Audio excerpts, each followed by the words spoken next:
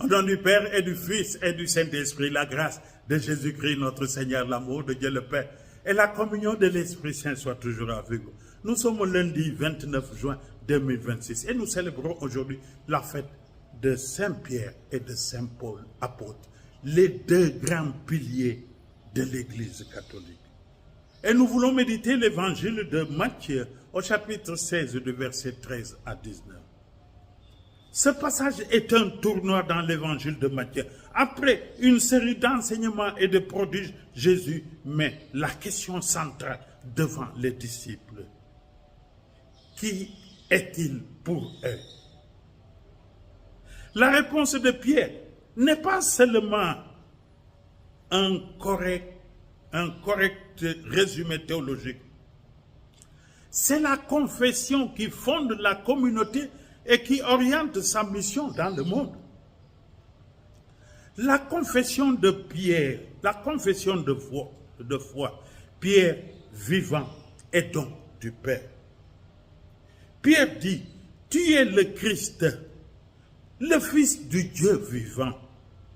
Ce n'est pas un titre abstrait, frères et sœurs. Christ signifie celui qui est envoyé pour sauver. Fils du Dieu vivant exprime une relation personnelle et vivante avec le Père. Jésus souligne que cette foi n'est pas née d'un raisonnement humain, mais d'une révélation du Père. Première leçon pour nous, la foi est un don. Nous pouvons la chercher et l'accueillir par la prière et l'écoute, mais elle nous est donnée. Devant le Christ, chacun est appelé à répondre. Et toi, qui es-tu?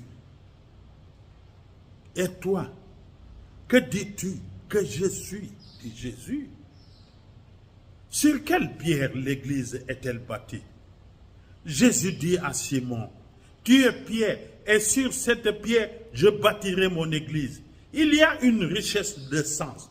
Le nom même de Simon est changé en Pierre, Petros, Pierre. Signe d'un service et d'une mission. Mais sur quoi l'Église est réellement bâtie? Ce n'est pas la figure humaine isolée. C'est la confession de foi. La profession que Jésus est le Christ, envoyé du Père. Pierre, en tant que disciple qui a confessé cette vérité, devient le témoin qui reçoit